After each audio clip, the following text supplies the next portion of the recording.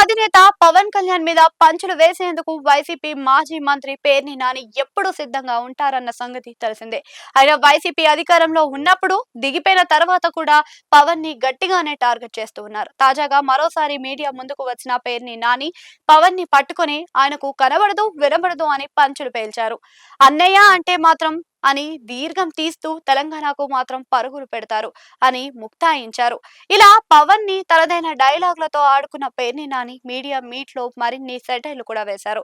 ఏపీలో జన సైనికుల విషయంలో మాత్రం పవన్ కి అసలు పట్టింపు లేదని పేర్ని నాని హాట్ కామెంట్స్ చేశారు. వారిని ఏమి జరిగినా కానీ పవన్ కి కనిపించదు అని నాని అంటున్నారు. ఒక జన సైనికుడు గాదే సాయి కృష్ణను లాకప్ లో చంపేశారు. కనీసం బూడిద అయినా ఇవ్వండిరా అని తల్లి ఏడుస్తుంటే మాత్రం పవన్ కి కనిపించదని వినిపించదని పేర్ని నాని వెటకరించారు.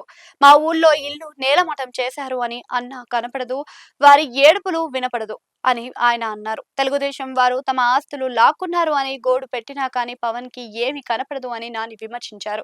అదే తెలంగాణలో ఒక అభిమాని అంట ఒంట్లో బాలేదు అంటే వస్తున్నా తమ్ముడు అని పవన్ వెళ్లిపోతున్నారు అని నాని హాట్ కామెంట్స్ చేశారు. ది గ్రేట్ సినిమాలో ఏవో సార్ నాకు కనబడదు అన్న డైలాగ్ లా తయారైంది జనసేనలో పరిస్థితి అని నాని సెటైర్లు వేశారు. ఇదిలా ఉంటే విజయవాడ కృష్ణలంకలో నివసించే సాయి కృష్ణ గత నెల 26 నుంచి కనిపించడం లేదని ఆయన తల్లి ఆవేదన చెందుతుందని జనసేన అభిమానిగా ఉన్న సాయి కృష్ణ సంగతి పట్టదా అని వైసీపీ పవన్ ని నేరుగా టార్గెట్ చేస్తుంది. అదే సమయంలో లాకప్ లో కొట్టి చంపేశారు అని అంబటి రాంబాబు లాంటి వారు విమర్శించారు. ఈ విషయం మీద జనసేన అధినేతగా పవన్ రియాక్ట్ కారా అని అంబటి రాంబాబు పేర్ని నాని లాంటి వారు నిలదీస్తూ ఉన్నారు. ఒక ఒక విధంగా ఇరకాటంలో పెడుతున్నారు అని అంటున్నారు. ఇక ఈ ఇష్యూ మీద రాష్ట్ర వ్యాప్త నిరసనలకు వైసీపీ పిలుపునిచ్చింది. ఈ నేపథ్యంలోని జనసేనను టార్గెట్ చేయడంగా విశేషంగా ఉంది.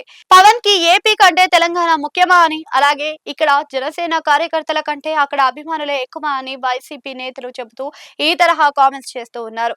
ఇష్యూ సున్నితమైనది కావడంతో జనసేన నేతలు ఎలా రియాక్ట్ అవుతారో చూడాల్సి ఉంది.